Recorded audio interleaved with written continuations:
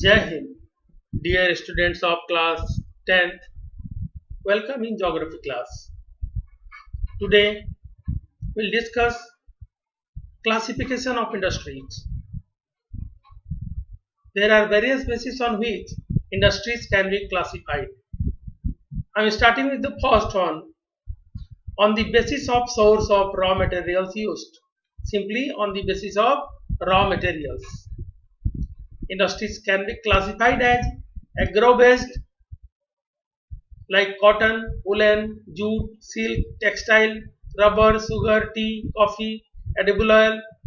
These are called agro-based industry. It means these industries derive their raw material from agriculture. Second is mineral-based industries like iron and steel, cement, aluminum, machine and tools, petrochemicals, etc. Here, these mineral-based industries use rocks and minerals as their raw material. Sometimes it is asked to differentiate between agro-based and mineral-based industry. Very simply, first you have to define agro-based industries derive their raw material from agriculture. The second column, mineral-based industry, use rocks and minerals as their raw material. Second, agro-based industries are labor-intensive. Mineral-based industries are capital-intensive. And then examples like rubber, sugar, jute mills, they are the agro-based industries. Aluminum industry, iron and steel industry are the mineral-based industries. Another criteria is according to their main role.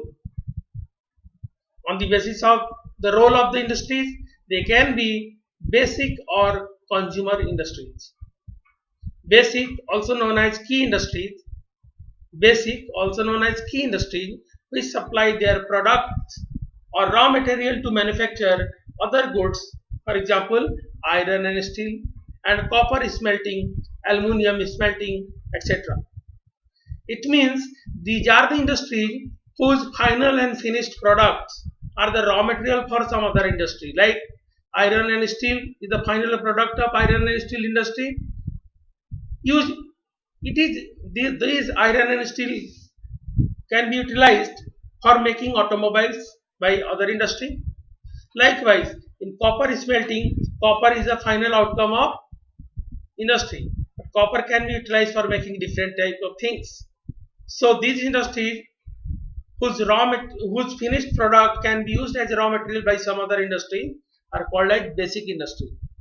Iron is the most important among all these basic industries because without iron and steel, no other industry can develop because all sorts of machineries are made by irons.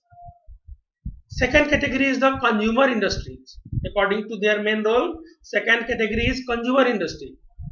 Consumer industries are those industries whose products are directly used by consumers like the sugar, toothpaste industry, paper industry, sewing machine industry, etc. Third, on the basis of capital investment, industries can be classified as small scale and large scale.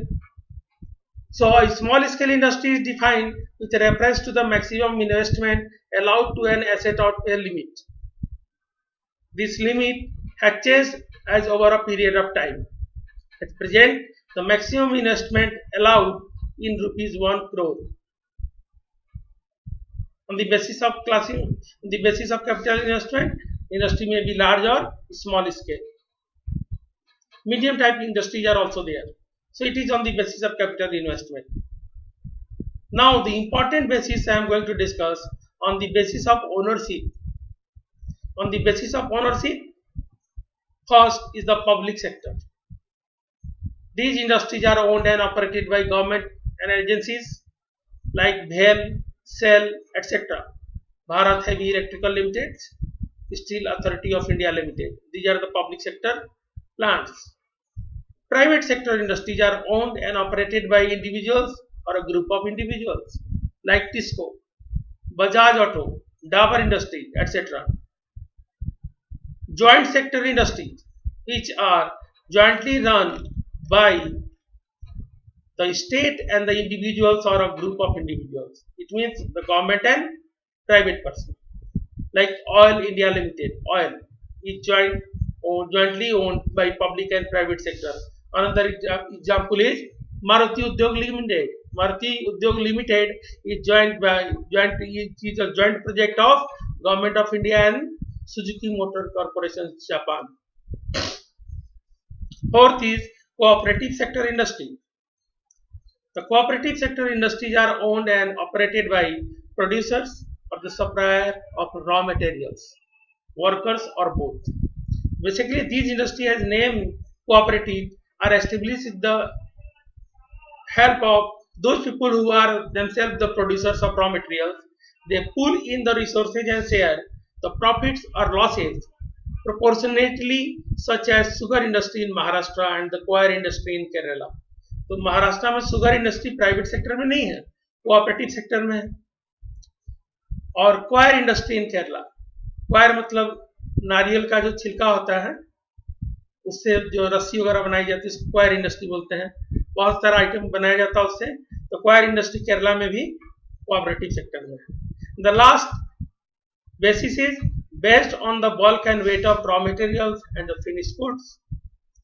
First category is the heavy industry.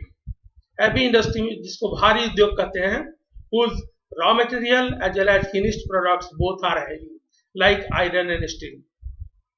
Ship yard, ship बनाने वाली industry, ship बहुत बड़े बड़े होते हैं. उसी तरह दूसरा इसका डिवीजन है लाइट इंडस्ट्री. लाइट मतलब हल्का, हल्का उद्योग. That use light raw material and the produce light goods such as electrical industry are known as light industry. So these are the criteria on which industries can be classified. One important question from on the basis of ownership is asked sometimes: distinguish between public sector and private sector industry. So first you have to define what is a public sector industry. Public sector industries are owned and operated by government agencies. Private sector industries owned and operated by individuals or a group of individuals. Second, public sector industries are looking after the welfare of people. On the other hand, private sector industries are profit motive. Their motive is profit.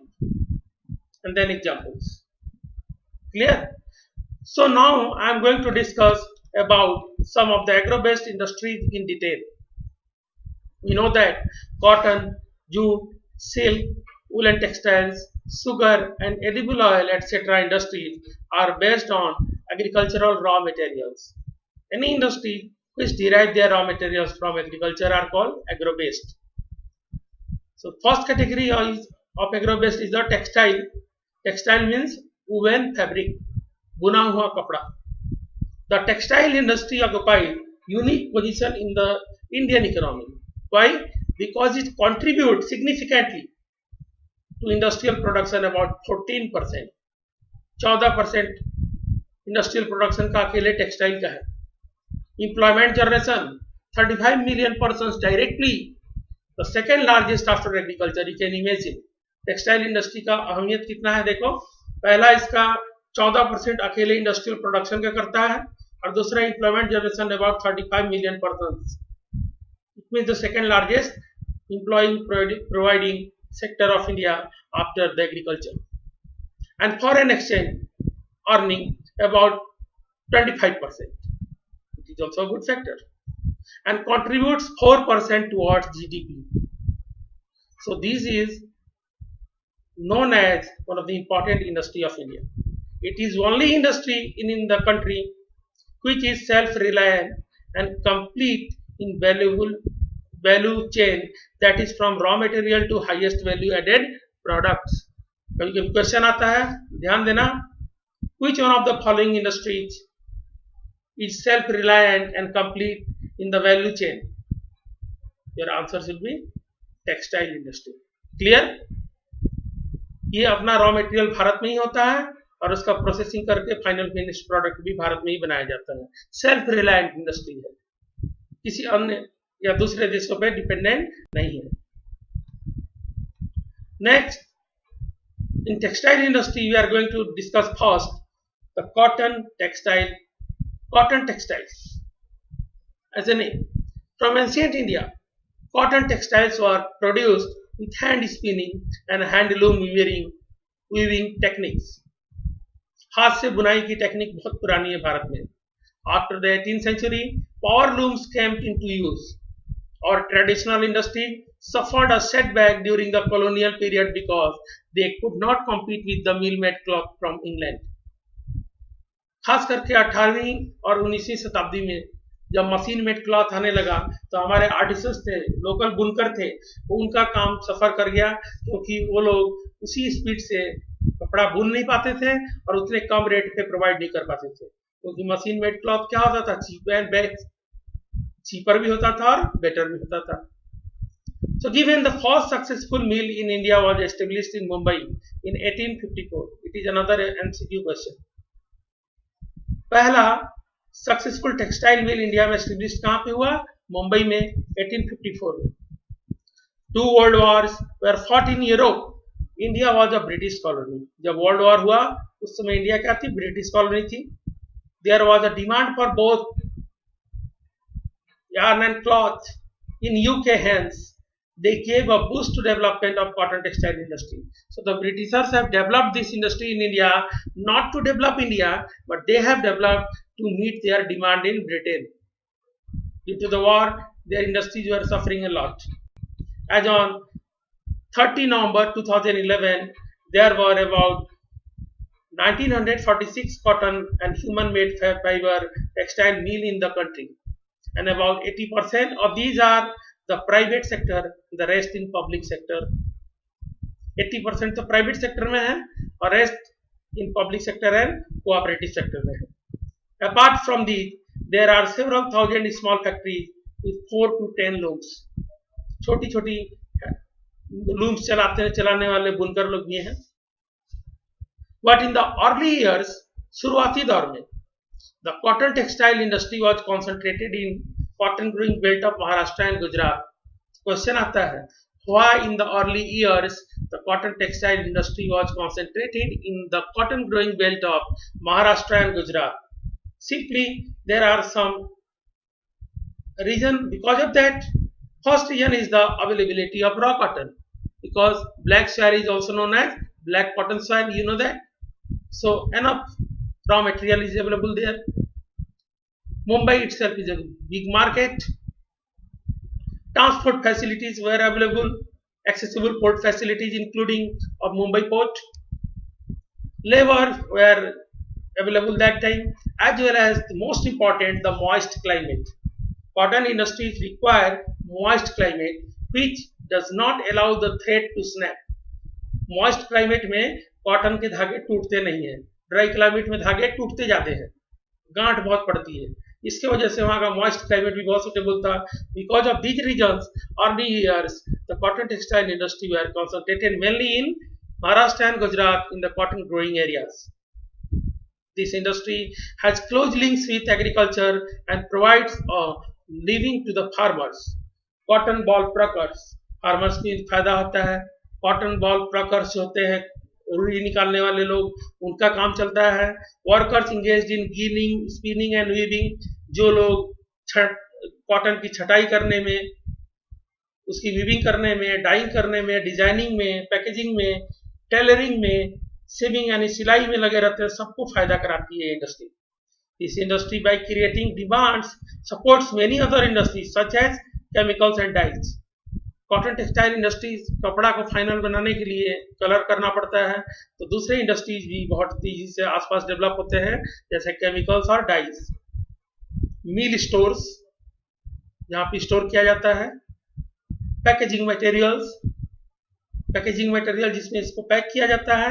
And engineering works which supply mills of cotton for their machinery. Machinery supply कहाँ से आता है? Engineering work से. So in this way cotton textile industry is really much more important in our country. Do you know, we obtain fibre, और fibre is produced in the agriculture, that is called raw fibre. After spinning, it is converted into yarn, जब हम लोग रुई को spin करते हैं तो क्या बनता है? धागा। When we are weaving yarn or knitting yarn, then we prepare fabric. Fabric माने कपड़ा, बुना हुआ कपड़ा. Then we are dyeing and finishing it, and then we make ready-made garment. So which is costliest? The garment. रुई अगर 100 रुपए kilo है तो यार्न 200 रुपए किलो होगा. उससे कपड़े जब बने तो 300 का हो गया, और जब गारमेंट बन गया तो हजारों का हो गया. So at each and every level of production, value is added. Do you know, while spinning continues to be centralized, धागा बनाने का काम आज भी सेंट्रलाइज है. Weaving, while spinning continues to be centralized in Maharashtra, Gujarat and Tamil Nadu, weaving is highly decentralized to provide scope for incorporating traditional skill and designs of weaving in cotton, silk, zari, embroidery, etc. आज भी spinning यानी कपड़े जो बनाने के लिए धागे बनते हैं वो सेंट्रलाइज है. कहाँ पे? महाराष्ट्र, गुजरात और तमिलनाडु के मॉइस्ट क्लाइमेटिक कंडीशन में. लेकिन कपड़े बनाने का काम हाईली डिसेंट्रलाइज है. यूपी में भी बनता है, मुरादाबाद, आगरा, बहुत सारे सेंटर्स हैं. मध्य प्रदेश में बहुत सारे सेंटर्स हैं, बंगाल में सेंटर्स हैं. क्यों बनाया जाता है? ताकि जो रीजनल आर्टिसंस हैं उनके स्किल को यूटिलाइज करके कपड़े को नए नए ढंग से बनाया जाए. India has world class production in spinning. धागा बनाने में हम लोग वर्ल्ड क्लास यानी बहुत बढ़िया धागा बनाते हैं. But weaving supplies low quality of fabric as it can not use much of the high quality yarn produced in the country. लेकिन वीविंग उतनी हाई रेट की नहीं है, इसीलिए जो कपड़े हमारे यहाँ बनते हैं that is not better. They are unable to compete with the cloth of Japan or China. So weaving is done by handloom, powerloom in mills, and the hand spun khadi provides large scale employment to weavers in their homes as cottage industry. Now I am raising one question listening. Why did Mahatma Gandhi lay emphasis on spinning yarn and weaving khadi? Mahatma Gandhi का चरखा था. उन्होंने कहा था, क्यों कहा कि धागा बनाओ और कपड़ा बुनो, स्वदेशी पहनो. उनका मेन मोटिव ये था, development should come from grass root level. गांवों का विकास होगा तो देश का विकास होगा. और गांव में विकास कब होगा? जब एग्रो बेस्ड इंडस्ट्री जैसे कॉटन इंडस्ट्री डेवलप होगी, और भी अदर इंडस्ट्री जहां पे जो प्रोडक्ट है एग्रो का उसकी इंडस्ट्री वहीं पे अगर डेवलप होगी तब जाके देश का विकास होगा. So it is asked here, why did Mahatma Gandhi lay emphasis on spinning yarn and weaving khadi? Simply to generate employment. Right. Another question is here also. You know that in India, production of fabrics in mill sector, powerloom, handloom and others having different proportion. The highest production is there in powerlooms in hosiery, about 85%. Mill sector about 3.3%. Handloom 11.3% and others 1.3%. So based on this data is given to your book. One question is asked, why is it important for our country to keep the mill sector loomage lower than powerloom and handloom? Simply, the powerloom and handloom can provide more employment. That is why it is important to keep the mill sector loomage lower than the powerloom and handloom. Clear it is? India exports yarn to Japan. Other importers of cotton goods from India are USA, UK, Russia, France, East European countries, Nepal, Singapore, Sri Lanka and African countries. India has second largest installed capacity in spindles in the world after China. We have a large share in world trade of cotton yarn as we are producing good quality of yarn, accounting for about 1/4, लगभग 25% yarn का business Bharat के पास है. However, our trade in garment is only 4%, लेकिन garment में केवल 4%, क्योंकि अच्छे कपड़े हम लोग तैयार नहीं कर पाते हैं. This industry is facing some problem also. As it is said, although we have made significant increase in the production of good quality long stable cotton, the need for import for long stable cotton is still felt. This industry also faces problem of power supply, which is erratic, and the machinery needs to be upgraded. It means old and outdated machineries are there. Other problems are low output of labor, and the most important, the steep competition with the synthetic fiber industry, because synthetic fibers are cheaper, easier to maintain, and durable. So, cotton textile industry is facing some problems. It's all for the day. Thank you. Have a nice day.